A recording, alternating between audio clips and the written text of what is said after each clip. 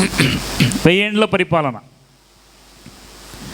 అదే యేసుక్రీస్తు మరలా ఒలీవల కొండ మీదకి రెండవసారి వచ్చినప్పుడు ఆయన రాజుగా వస్తాడు. ఇప్పుడే గాడిద మీద వచ్చాడు కదా, ఆయన పరలోకం నుండి గుర్రం మీద వస్తాడంట. గుర్రం మీద వచ్చేసి భూమి మీదకి అక్కడ కాలు పెడతాడు. కాలు పెట్టి అక్కడ నుండి యెరూషలేము ప్రాంతంలో రాజ్యం ఏర్పాటు చేసి రాజుగా ఆయన పరిపాలన చేస్తాడు.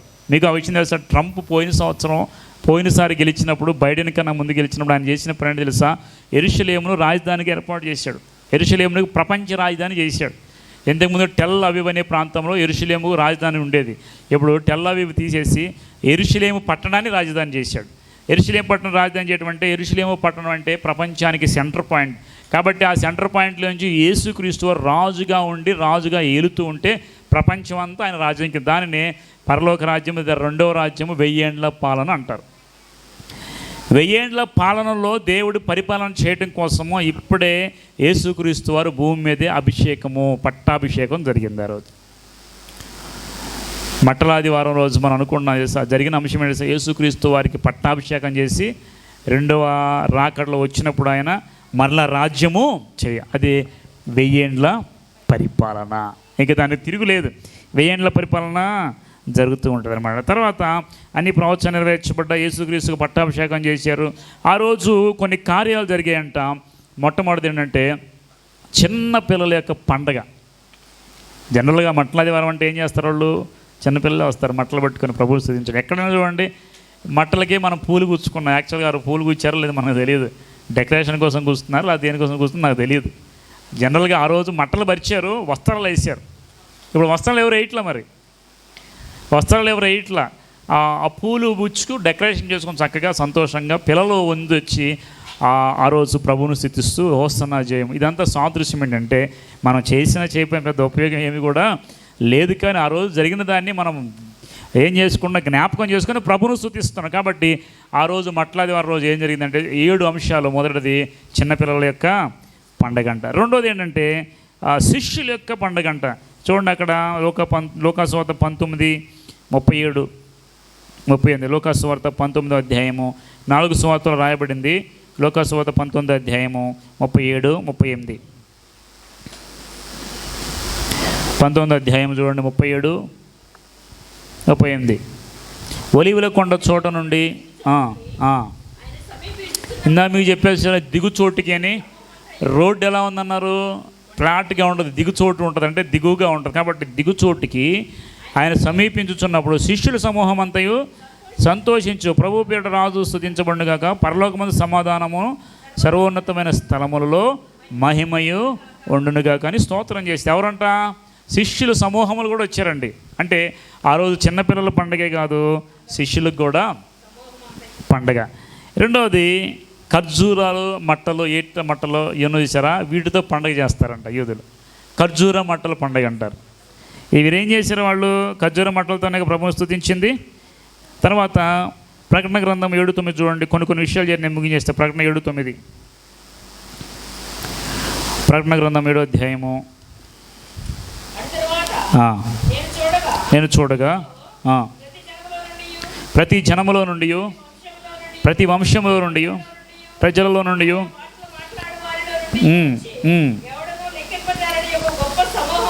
కనబడిను. ధరించుకున్న వారై చేతబట్టుకొని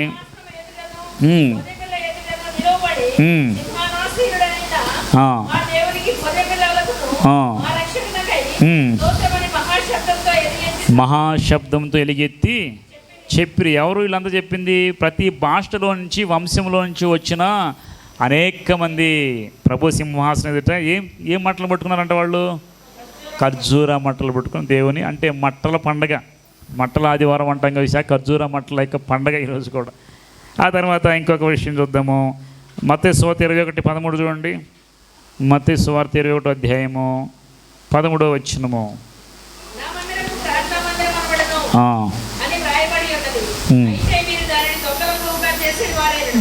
14 గుడ్డివారును కుంటివారును చాలు ఆయన వారిని ఏం చేశాడంట? ఆ రోజు స్వస్థతల పండుగ అంటండి. చాలామందిని దేవుడు మందిరంలోకి వచ్చినప్పుడు స్వస్థపరిచాడు ఇదే రోజు. కాబట్టి ఈరోజు మనకి ఇంకో పండుగ ఏంటి తెలుసా? ప్రభువు అనేక మందిని స్వస్థపరిచిన పండగ రోజు. మట్టల పండగ రోజు, ఖర్జూర మట్టల పండగ రోజు, శిష్యుల పండగ, పిల్లల పండగ, స్వస్థత పండగ. అంటే ఈరోజు చాలా ప్రాముఖ్యమైంది. ఆ తర్వాత యోహాను సువార్త 1వ అధ్యాయము,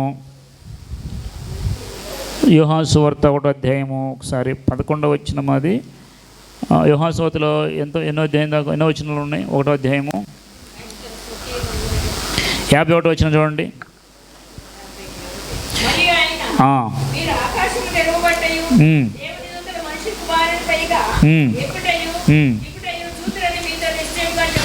నిశ్చయముగా చెప్పుట అంటే యేసుక్రీస్తు మెస్సియా అని ఆయన రావడం చూడటం మీరు చూస్తారని, మెస్సియాగా ఆయన ఏం చేసుకుంటే రుజువు చేసుకున్న రోజు అండి. మెస్సియాగా ఆయన అంతటా ఆయన. అంటే చాలామంది యూదులు ఏం చేస్తున్నారు ఆ రోజుల్లో, ఆ రోజు చాలామంది యూదులు ఏం చేస్తున్నారు, యేసుక్రీస్తును అంగీకరించాలంటే ఈ మెస్సియా వస్తాడు అనుకుండగా చాలామంది అంగీకరించాలి. కానీ నేనే మెస్సియానని ప్రభు ఆయన ఏం చేశాడంట, మనిషి కుమారుడు దిగుతూ ఉన్నాడని చెప్పేసి ఆయన రుజువుపరుచుకున్నాడని బైబిల్ వాక్యంలో ఇంకా రాయబడి. తర్వాత ఇందాక అనుకున్నాం కదా, యేసుక్రీస్తుకు పట్టాభిషేకము పొందిన పండగ రోజు ఈరోజు. ఏంటంటే యేసుక్రీస్తు పట్టాభిషేకము. ఇంకోటి చెప్పాలంటే దేవాలయాన్ని శుద్ధీకరించిన పండగ రోజు. ప్రభు ఏం చేశాడు, దేవాలయంలోకి వెళ్ళి ఏం చేశాడు చెప్పండి, అందరిని పంపించేసి దేవాలయాన్ని శుద్ధి చేశాడు. కాబట్టి ఈరోజు దేవాలయాన్ని శుద్ధి చేసిన పండగ రోజు. వెళ్ళిపోయాడు, అక్రమాలు అన్నీ జరుగుతున్నాయి. కాబట్టి ప్రభు ఏం చేశాడు, వాటి అన్నింటిని చూసి ఆ ఉన్నవారందరినీ కొడత కొట్టి, యేసుక్రీస్తు కోపం రావడం మీరు ఎప్పుడైనా చూసారా ఏమ్మా? యేసుక్రీస్తు కోపం రావడం ఎప్పుడైనా చూసారా? భూమి మీద బతుకున్నప్పుడు ఒకసారి హేరోదు గురించి ఆ నక్కతో చెప్పండి అన్నాడు. అంటే తొందరపడి మనం మాట వచ్చినప్పుడు కుక్క నక్కనేస్తాం కదా, హేరోదు గురించి మాట. ఇక్కడేం చేశాడు, కొరడ తీసుకొని కొట్టే. దేవుని మందిరాన్ని ఎవరైతే పాడు చేస్తారో వాళ్ళ విషయంలో దేవుడు కోప్పడతాడు. మీరు ఒక విషయం గుర్తుపెట్టుకోండి, వీలైతే దేవుని మందిరంలో మంచి చేయండి, వీలైతే దేవుని యొక్క మందిరాన్ని బాగు చేయండి, వీలైతే దేవుని కోసం ఏదైనా చేయండి. కానీ దేవుని మందిరాన్ని క్రయ విక్రయాలు చేయటం, దొంగల గుహగా చేయటం. దేవుని మందిరాల్లో ఇదివరకు చీటీ పాటలు కాదు, ఏం పాటలు అయ్యి, ఏదైనా పాటలు పాడతారు ఏంటయ్యి, వేలం పాటలు. దేవునికి ఎవరు గుడ్డు తెస్తారు పరిచర్య కోసం, లేదంటే ఒక రైసు బస్తా ఇస్తారు, దాన్ని తెచ్చి పాటలు పాడతారండి. ఇది నా పాట 500, నా పాట అంటే తెలియని కాలంలో పాడుకున్నారేమో తప్పు లేదు, వాళ్ళ గురించి మనం ఏం అనొద్దు. దేవుని మందులో క్రయము విక్రయం జరగకూడదు. దేవునికి ఇచ్చింది దేవుందే, దాన్ని మనం తీసుకోవద్దు. మనం తీసుకొని వాళ్ళు ఏమంటారు, దేవుని మందిరానికి ఉపయోగపడితే డబ్బులు ఇస్తున్నాను, తెలియక చేస్తున్నారేమో. కానీ దేవుని మందిరంలో ఏదున్నా కానీ క్రయ విక్రయాలు మాత్రం జరగకూడదు. దేవుని మందిరం దొంగల గుహగా కానీ చేయకూడదు. వ్యాపారం అనేది అసలు దేవుడు ఎప్పుడైతే వీళ్ళు ఇలా జరిగించారో అవన్నీ చూసిన తర్వాత ఆయనకి కోపం వచ్చేసి కోడ తీసుకొని ఎక్కడ పడి అక్కడ కొట్టేశాడు. ఇప్పటివరకు శాంతంగా ఉన్నాడు, అందరినీ ఎవరేం అడిగినా శాంతంగా సమాధానం చెప్పు. కానీ ఇప్పుడు మాత్రం ఓర్చుకోలేక కోడ తీసుకొని కొట్టేశాడు. కాబట్టి యేసుక్రీస్తుకి కోపం వచ్చిన రోజు కూడా ఈరోజే. కానీ యేసుక్రీస్తు తర్వాత యెరూషలేము దగ్గరికి దూరంగా ఇవన్నీ జరిగిన తర్వాత వచ్చి యెరూషలేము మందిరాన్ని చూసి ఏడుస్తాడు ప్రభు. ఆయన ఏడ్చిన ప్రదేశం ఒక చర్చి కట్టారు. ఇప్పుడు యేసుక్రీస్తు ఇక్కడే ఉండి ఏడ్చాడు అంటారు. దాని ముందు చూస్తే ఒక ముళ్ళ చెట్టు ఉంటుంది, పెద్దది, ఇంత బాగుంటుంది, ఒక్కొక్క ముళ్ళు, తొమ్మ ముళ్ళు ఉంటుంది చూసారా, ఇంత నేను చూశాను. దాన్ని ఎవ్వరు ముట్టుకొని ఇట్లేదు. మేము యెరూషలేము వెళ్ళినప్పుడు ఇది యేసుక్రీస్తు వారు ఇక్కడ నుండి యెరూషలేము చూసి కన్నీరు గార్చాడంట. ఏడ్చాడు ఆ రోజు. ఎందుకు ఏడ్చాడని అడిగితే, ఇప్పుడున్న యెరూషలేము మందిరము సొలొమోను కట్టిన మందిరం తర్వాత పడగొట్టబడుతుంది. ప్రభు ఏం చెప్పాడు, నన్ను చంపండి, ఈ మందిరాన్ని పడగొట్టండి, 3వ దినాన మరలా లేపుతాను అన్నాడు. అంటే దాని అర్థం ఏంటి, దేవుడు లేపుతానని చెప్పాడు కదా. అంటే నా దేహము దేవుని మందిరము, నన్ను పడగొట్టని 3 దినాలు లేపుతాను ఆత్మీయంగా చెప్పాడు. తెలియక వాళ్ళు దేవుని మందిరం పడగొట్టమని. ఇప్పుడు యూదులందరూ ఏం చేశారు, ఆ శాపం మా మీద మా పిల్లల మీద ఉండులాగా అన్నారు కదా. కాబట్టి వీళ్ళు అన్న వెంటనే ఆ శాపం వాళ్ళ మీదకి వచ్చింది. తర్వాత క్రీస్తు 70 సంవత్సరంలో టైటస్ అనే రాజు వచ్చి యెరూషలేము మందిరాన్ని దండెత్తి కాల్చేసి అన్నీ తీసుకుని వెళ్ళిపోతారు. ఒక్క గోడ మాత్రం మిగిలింది, ఒక గోడ. ఆ గోడే వేలింగ్ వాల్. తెలుసా మీకు, దక్షిణ గోడ ఒకటి ఉందండి, అది ప్రార్థనల గోడ అంటారు దాన్ని, ఏడుపుల గోడ. ఆ ఒక్క గోడ ఇప్పటికీ ఒరిజినల్ గోడ ఉంది, అందరూ వెళ్ళి మాకు మందిరం ఇవ్వు ప్రభు తొందరగా అని చెప్పి ఆ గోడ దగ్గరికి వెళ్ళి ప్రార్థన చేస్తారు. మేము కూడా వెళ్ళాం, గోడల్లో అనేకమైన పేపర్లు పెట్టి అనేకమైన ప్రార్థన రిక్వెస్ట్ పెట్టి ప్రార్థన చేసాం. మేము కూడా ఎవరైనా అక్కడ ప్రార్థన చేస్తారు. ఇప్పుడు యెరూషలేములో దేవాలయం లేదు. ఆ దేవాలయం ప్రాంతంలో అరబ్బులు మాస్క్ పెట్టుకున్నారు. వీళ్ళు చెదిరిపోయి వెళ్ళిపోయారు కదా, మాస్క్ అనేది వాళ్ళు కట్టుకున్నారు. ఇప్పుడు వాళ్ళ గొడవ ఏంటంటే మాకు ఈ స్థలం కావాలంటే మాకు ఈ స్థలం. అక్కడ యేసుక్రీస్తుకి ముళ్ళ కిరీటం పెట్టినటువంటి ఆ చెట్టు ఇంత పొడవు ఉంటుంది, ఒక్కొక్కటి 3-4 అంగుళాలు ఉంటుందండి. అది చూడగానే మాకు ఒళ్ళు గుగ్గురు. ఇది యేసుక్రీస్తు మీద అంటే పెట్టగానే లోపల గుచ్చుకుపోయాయంట. తల మీద ముళ్ళ కిరీటం చుట్టి ఇలా గట్టిగా ఒత్తారంట, కర్రలతో ఒత్తితే అసలు మీరు చూడండి, ఒక ముళ్ళు గుచ్చుకుంటే మనకి ఎలా ఉంటుంది, లోపల బ్రెయిన్ లోపల పైన ఏముంటుంది, కపాలం ఉంది, బ్రెయిన్లోకి వెళ్ళి గుచ్చుకొని బ్లీడింగ్ అయిపోయి ఎంత బాధపడ్డాడు తెలుసు యేసుక్రీస్తు. ఆ విధంగా హింసించారు ప్రభువు. ముళ్ళ కిరీటం పెట్టారు. అక్కడ నుండి ఏడ్చాడు, కన్నీరు గార్చాడు దేవుడు. ఎందుకంటే యెరూషలేము రాబోయే దినాల్లో ఏమైపోతుందంట, కూలిపోతుంది. దేవుడు యెరూషలేమును అప్పగించేశాడు శత్రువులకి. ఎందుకంటే వీళ్ళు చేసిన పాపం మా మీద మా పిల్లల మీద ఉండాలన్నారు కాబట్టి దేవుడు వాళ్ళకి అప్పగించాడు. వాళ్ళు వచ్చి వీళ్ళని చెదరగొట్టి పంపించేస్తారు. వాళ్ళు కొని తెచ్చుకున్న శాపం. కాబట్టి ఈరోజు యెరూషలేము మందిరం ఇంకా కట్టబడలేదు. 3వ మందిరం కట్టబడబోతుంది త్వరలో. కాబట్టి గుర్తుపెట్టుకున్న ఆ రోజు ఇంకొక విషయము చెప్పి నేను ముగించేస్తాను. యేసుక్రీస్తు గాడిద పిల్ల మీదప్పుడు గాడిద ఏమంది, అబ్బా ఏంటి నాకు ఈ ఘనత ఏంటి, నాకు ఈ వస్త్రాలు ఏంటి, నా వస్త్రాలు పరుస్తున్నారని నేను ఇంత గొప్పదాన్ని అనుకోవచ్చా? ఎవడైనా నశించేవాడు క్రీస్తునందు మాత్రమే అతిశయించాలి. అతిశయించే ప్రతి ఒక్కడు క్రీస్తుని బట్టి అతిశయించాలి. నాకున్న డబ్బును బట్టి, నాకున్న ఘనతను బట్టి, నాకున్న జాబును బట్టి, నాకున్న హోదాను బట్టి మీరెప్పుడు కూడా అతిశయపడకూడదు. ఆ గాడిద అంటే అతిశయపడింది అనుకుందాం. అదే గాడిద రేపటి రోజు నా రోడ్డు వచ్చింది అనుకో, ఏం చేస్తారు చెప్పండి? రాళ్ళు తీసుకొని తోలుతారు, రాళ్ళు తీసుకొని తోలేస్తారు, ఇసురు కొడతారు, కర్రలతో కొడతారు. అదేంటి అది అనుకోవచ్చుగా, నిన్న నేను రాగానే నాకేమో ఘనత ఇచ్చారు, ఈరోజు ఏంటి నన్ను కొట్టేస్తున్నారు. ఆ గాడిదకి ఘనత ఎప్పుడంటే, అపవిత్రమైన జంతువు ఘనత యేసుక్రీస్తు మీద ఉన్నప్పుడే ఘనత. ఈరోజు మనం కూడా గాడిదల వంటి వాళ్ళమే, అపవిత్రమైన వాళ్ళమే. మన మీద యేసుక్రీస్తు ఉంటేనే, నీలో ప్రభు ఉంటే నీకు ఘనత వస్తుంది, ప్రభు లేకపోతే నీకు ఘనత రానే చీకొట్టేస్తూ ఉంటారు మనుషులందరూ. కాబట్టి ప్రభు గాడిద ఎందుకు ఎక్కాడంటే, మన కోసము ఆయన తగ్గించుకొని శాంతి దూతగా వచ్చి అపవిత్రమైన దాన్ని యెరూషలేము మందిరంలో తీసుకొచ్చి వారిని మందిరంలో స్థానం కల్పించడానికి యేసుక్రీస్తు గాడిదనికి యెరూషలేము దేవాలయానికి వచ్చాడు. అదే చివరి రాక.